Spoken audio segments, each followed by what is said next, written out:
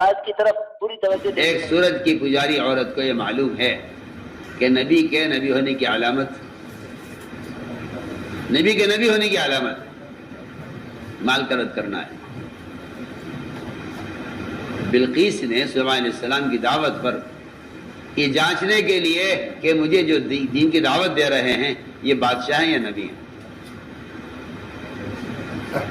مجھے جو دین کی دعوت دے رہے ہیں یہ بادشاہ ہیں یا نبی ہیں، اس نے سلیمان علیہ السلام کو بادشاہ اور نبوت کے درمیان جانچنے کے لیے اس نے ایک اینٹ سونے کی بھیجی۔ اللہ نے وحی سے بتایا سلیمان علیہ السلام کو کہ تمہاری جانچ کے لیے، تمہارے امتحان کے لیے بلقیس کی طرف سے سونے کی ایک سلی آ رہی ہے، اینٹ اتنی بڑی سونے کی، خالص سونا، خالص سونا تمہارے لیے آ رہا ہے۔ وہ تمہیں مرعوب کرنے کے لیے اور تمہیں آزمانے کے لیے اتنی بڑی مالیت اور اتنا بڑا تحفہ تمہارے لیے بھیجا جا رہا ہے۔ اللہ اکبر۔ انبیاء علیہ السلام کے یہاں سونے کا اور مٹی کا بھاؤ اور اس کی حیثیت برابر ہوتی ہے۔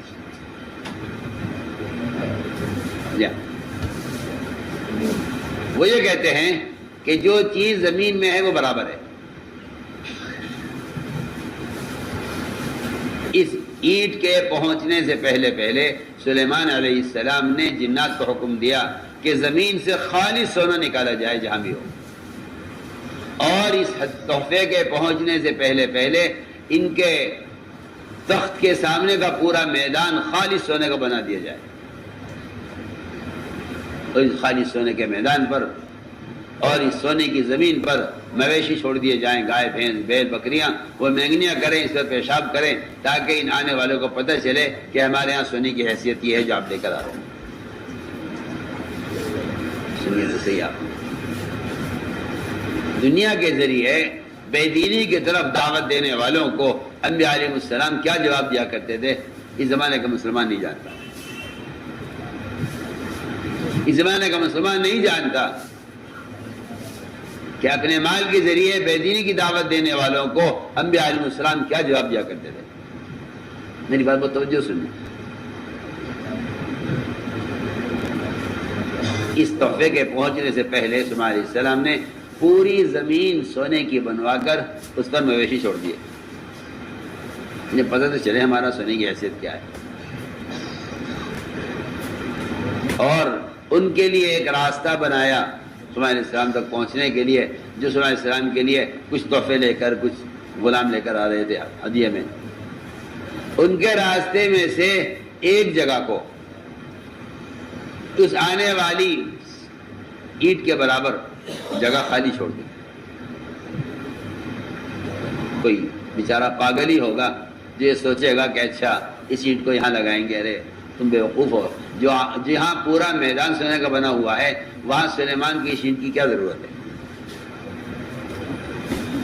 تو اللہ تعالیٰ انبیاء علیہ السلام کو ایسی، جو لوگ تقوی اختیار کرتے ہیں اللہ ان کو وہ حکمت الہام کرتے ہیں جس سے باطل ذلیل ہوتا ہے،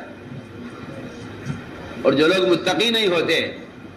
وہ ایسے راستے اختیار کرتے ہیں جس سے کافر ان کو ذلیل کرتا ہے، یعنی کفر کے سامنے ذلیل ہوتے ہیں جو تقوی سے ہٹ کر راستے اختیار کرتے ہیں۔ جو لوگ تقوی اختیار کرتے ہیں اللہ ان کو ایسی باتیں الہام فرماتے ہیں جس سے باطل ان کے سامنے ذلیل ہوتا ہے۔ ہوا یہی فرمایا سلیمان علیہ السلام نے کہ ان کے آنے کے لیے ایک راستہ بنا دو جو مجھ تک پہنچ سکے، اور ان کے راستے میں سے اتنی جگہ خالی چھوڑ دینا زمین کی جتنی بڑی اینٹ لے کے آ رہے ہیں۔ جو وہاں سے گزرے اور دیکھا کہ یہاں اینٹ اتنی جگہ خالی ہے، جتنی بڑی اینٹ ہم لے کر آ رہے ہیں یہاں اتنی جگہ خالی ہے، تو انہیں اس بات کا خطرہ ہو گیا کہ اگر بادشاہ کے پاس پہنچنے سے پہلے ہماری تلاشی ہونے لگی، بادشاہ سے ملاقات کرنے جا رہے ہو تو عام طور سے دستور ہے کہ کوئی بڑے آدمی سے ملنے جاتا ہے تو اس کی تلاشی لی جاتی ہے، کوئی ہتھیار تو لے کے نہیں آ رہے ہیں اور کوئی چیز سے ساتھ نہیں ہے۔ اگر ہماری تلاشی ہونے لگی بادشاہ سے ملاقات سے پہلے تو یہ سونے کی اینٹ نکلے گی، ہم پر الزام لگے گا انہوں نے یہاں سے اٹھائی ہے۔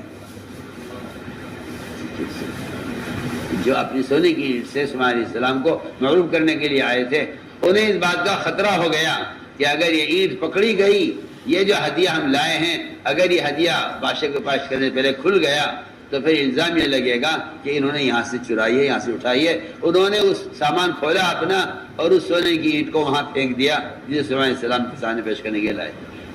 میں تو ایک مثال عرض کر رہا ہوں کہ باطل کا کام یہ ہے کہ وہ مال، جی ہاں، مال اور طاقت، یہ دو چیزیں پیش کرتے ہیں نبیوں پر آزمانے کے لیے کہ نبی ہیں یا بادشاہ ہیں، نبی ہیں یا بادشاہ ہیں۔ آپ سنیے، اب نبی ہیں یا بادشاہ ہیں؟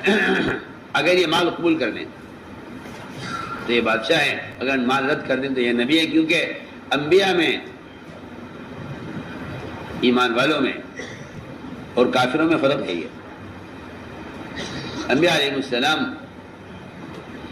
مال سے فقیر ہوتے ہیں، دل سے غنی ہوتے ہیں، اور کفار مال سے جو ہے غنی ہوتے ہیں اور دل سے فقیر ہوتے ہیں۔ یہ فرق ہوتا ہے دونوں میں۔ چنانچہ سلیمان علیہ السلام نے یہ کہہ کر ان کا ہدیہ واپس کیا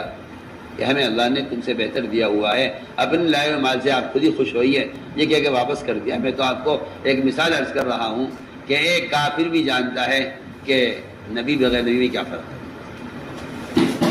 نبی ہونے کی علامت صبر ہے، نبی کے نبی ہونے کی علامت صبر ہے، نبی کے نبی ہونے کی علامت صبر ہے۔ چنانچہ ایک یہودی عالم تھے زید بن ثانہ، ایک یہودی عالم زید بن ثانہ، انہوں نے حضور اکرم صلی اللہ علیہ وسلم کی آمد کی خبر اور آپ کا حلیہ اپنی کتابوں میں پڑھا اور یقین اور معلوم یقین ہو گیا کہ ہاں یہ آپ صلی اللہ علیہ وسلم کے آنے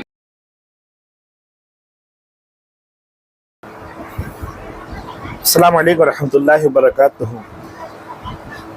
اب آپ نے حضرت مولانا سعد صاحب کی تقریباً بات تو سن لی ہوگی کہ حضرت جی جو ہے کتنی بلقیس کا واقعہ سنائے کہ نبی کے نبی ہونے کی علامتیں بتائے، سخاوت نبی کے اندر جو ہے ہوتی ہے، کٹ کٹ کر بھری ہوئی ہوتی ہے، اور غیر مسلم کے اندر اتنی سخاوت نہیں ہوتی۔ بہرحال ویڈیو لائک کرے، شیئر کرے اور چینل کو سبسکرائب کرے۔